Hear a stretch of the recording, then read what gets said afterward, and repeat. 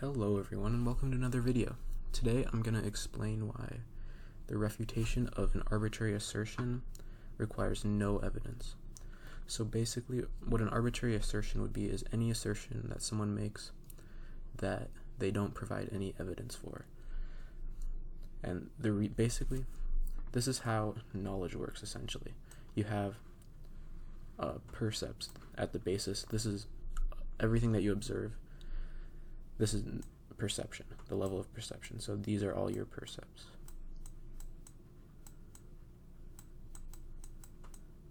Sorry about the handwriting, but so then off that you form concepts through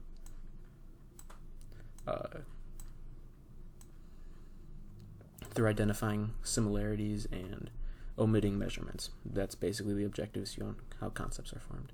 So then off those concepts you can form other concepts, and eventually you have higher level concepts like love and values and all that stuff. At percepts it's just like trees, rocks, chairs, tables, that sort of stuff. So this is knowledge.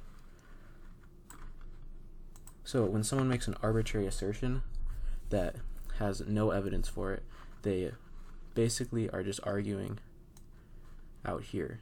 They're arguing for this higher level concept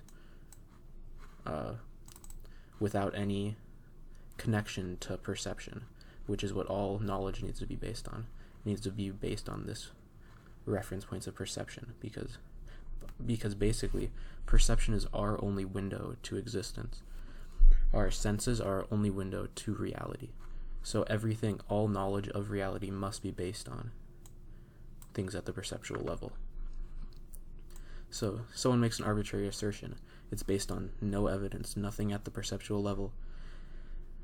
So basically, the reason there's nothing to argue against, because an argument requires going down the chain of evidence, or down the chain of concepts to the perceptual level, where we can either say, oh, this concept doesn't make sense because there's nothing perceived right here, this perception's wrong. Or we can say, it doesn't make sense because you invalidly created this concept at this point. But you can't make an argument against an arbitrary concept. It just doesn't exist. It's nothing that you can argue against. So basically the objectivist view on this is an arbitrary assertion. You just reject it outright. And one such example of this would be, would be when a religious person just says that God exists and they don't need to provide evidence, they just believe it on faith. That is an invalid way of forming concepts. Now, once they begin to connect it to things, they can try to connect it to other concepts and base it off other concepts. But most of the time, from what I see, religious people, these are usually invalid connections, and they can usually be rejected too. But that's not what I'm arguing against in this video. So yeah, because if one higher level concept contradicts another higher level concept, one of them can't be true.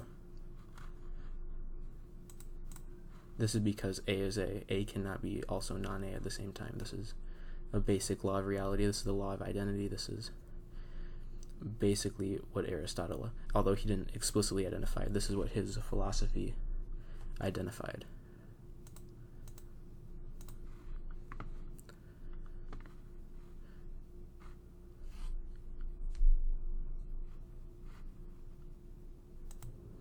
However, to argue against one of those concepts, an invalid concept that contradicts your other concepts, to argue against such a concept, that requires proof. However, an argument against an arbitrary concept over here, it's no proof is necessary. So let's say, for example, you have God, right? It's this assertion, and then so sometimes religious people, they just completely disconnect it, don't provide any evidence, but other times they'll try to base it on some law, like the law, the argument from motion, for example. They'll argue that